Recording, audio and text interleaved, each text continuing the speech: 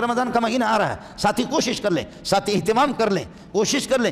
ہر بندے کو پتہ ہوتا ہے اپنے کاروبار کی نوعیت کا پتہ ہوتا ہے کہ حلال پیسے آپ کیا جائیں، بچوں کو، گھر والوں کو، خود آپ کی افطاری، آپ کے سحری حلال پیسے سے۔ ورنہ کیا ہے، خدا کے بندے پورے دن اپنے آپ کو بھوک میں رکھ رہے ہیں اور پھر یہ کہ سود کے پیسوں سے کھا بھی رہے پی رہے، تو پھر کیا ہوگا؟ اللہ آپ کا حامی ہو، اللہ آپ کا ناصر ہو۔ جب آپ نے ہمارے مفتیوں کو، جب آپ نے ہماری تبلیغیوں کو، جب آپ نے ہماری صوفیوں کو جب حرام خور آپ نے بنا دیا ہے، جی سود کا پیسہ مدرسے میں لگا رہے، سود کا پیسہ مسجد کی تعمیر میں لگا رہے، سود کا پیسہ لے کر کے چلہ لگا رہے اللہ کے راستے میں، سود کا پیسے لے کر کے آپ سال پہ اللہ کے راستے میں جا رہے ہیں، قرضہ لے کر کے، قرضہ دے بھی نہیں رہا اور تبلیغ میں جا رہا ہے۔ آپ کو کوئی مولوی ہے نہیں جو مسئلہ آپ کو بتا دے، کوئی اس قسم کا مولوی نہیں ہے۔ جب تو مرے گا، اور مرے ہیں بہت سے لوگ، لاکھوں قرضے لے کر کے لوگوں کو قرضہ دیا، عیاشیاں کی، یا تبلیغ میں گئے یا مسجد میں لگائے، مدرسے میں۔ مسجد میں قرضے لے کر کے لگانے کی کیا ضرورت ہے؟ مدرسے میں قرضہ لے کر کے تیرے پیسے لگانے کی کیا ضرورت ہے؟ تیرے سود کے پیسے مسجد میں، مدرسے میں لگانے کی کیا ضرورت ہے؟ خدا اس مدرسے کو چلائے گا، اللہ ان طلبہ کو چلائے گا، لیکن تو قرضہ غریبوں کا، اپنے بھائیوں کا حق لے لے لے لے لے کر کے قرضہ تو تبلیغ میں جاتا ہے۔ تو اس جائز بھی نہیں ہے کہ کوئی اچھا عالم تیری جنازہ پڑھا دے، ہاں کوئی ٹٹو مولوی پڑھائے تو پڑھائے۔ مسئلہ یہی ہے، شرعی مسئلہ یہی ہے، فقہی مسئلہ یہی ہے کہ کوئی لوگوں سے قرضہ لیتا ہے پھر دیتا نہیں ہے، قرض لے کر کے مر جاتا ہے، تو اچھا عالم کوئی بڑا عالم اس کی نماز جنازہ بھی نہ پڑھائے۔ ملڑو جس کو سندھی کہتے ہیں، چھوٹا سا ایک ہوتا ہے حرام خور قسم کا، نیم ملا، نیم مولوی، نیم عالم، سندھی میں جے چاہتا ہے ملڑو، اس قسم کے ملڑو اس کے جو ہے نماز جنازہ پڑھائے۔ نبی کے اپنے شاگرد بھی وہ قرضہ لے کر کے، قرضہ پیچھے مال نہیں چھوڑا، ایک جنازہ لا رہے آپ کے پاس، فرماتے ہیں کہ حل ترک دینن، حل علیہ دینن، کیا اس پر قرضہ ہے؟ فرمایا کہ ہاں، فرمایا کہ حل ترک وفاء لدینی، کوئی مال چھوڑا کہ جس سے اس کے قرضہ پورا ہو جائے؟ انہوں نے کہا کہ جی ہاں۔ فرمایا کہ چلو آگے کر دو، نماز جنازہ پڑھا دی۔ دوسرے کو لایا، فرمایا کہ حل علیہ دینن، فرمایا کہ جی ہاں نام، فرمایا حل ترک وفاء لدینی، کچھ پیسے چھوڑا ہے قرضے کو پورا کرنے کے لیے؟ انہوں نے کہا کہ لا۔ فرمایا کہ خود نماز جنازہ پڑھاؤ، میں محمد اس کی نماز جنازہ نہیں پڑھاؤں۔ ایک صحابی آگے ہوتا ہے، کہتے ہیں یا رسول اللہ آپ اس کو محروم نہ کر دو، یا رسول اللہ آپ اپنی برکتوں سے ان کو محروم نہ کر دو، پیارے آپ محروم نہ کر دو، آپ نماز جنازہ پڑھا دو، جتنا قرضہ ہوگا میں دے دوں گا، وہ سارا کا سارا قرضہ میں دے دوں گا، اے محمد اس کو محروم نہ کر دوں۔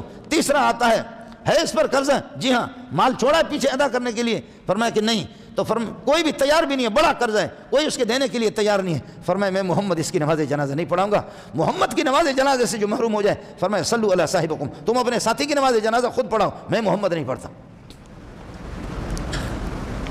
گائے حلال ہے، بکری حلال ہے، لیکن دوسرے کی بکری اٹھا کر کے آپ نے لایا تو وہ حلال طیب نہیں ہے، دوسرے کا حق اس کے ساتھ وابستہ ہے۔ دوسرے کی بکری، گائے تو حلال نہیں ہے، حلال ہے، حرام نہیں ہے، بکری حرام نہیں ہے، لیکن دوسرے کی بکری اٹھا کر کے آپ مجھے دے رہے تو پھر کہاں ہوگا؟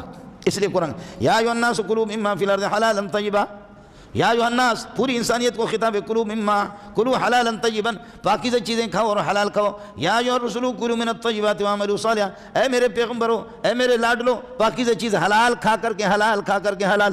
میرے نبی صدقے کا مال بھی نہیں کھاتا، اللہ اللہ اللہ اللہ۔ حرام کے اندر تو ویسے بھی دوسرے کے مال کو، دوسرے کی بکری کو اٹھا کر کے میں کھا رہا ہوں تو وہ تو ویسے ہے، لیکن صدقہ انما الصدقات للفقراء والمساکین، انما الصدقات للفقراء والمساکین۔ میں محمد یہ کہ مجھے اللہ نے غنی کر دیا، بعد میں فتوحات کے دروازے کھل گئے، نبی سید نہیں ہے، سیدوں کا سید ہے، نبی نہیں ہے، نبیوں کا نبی ہے، سبحان اللہ سبحان اللہ۔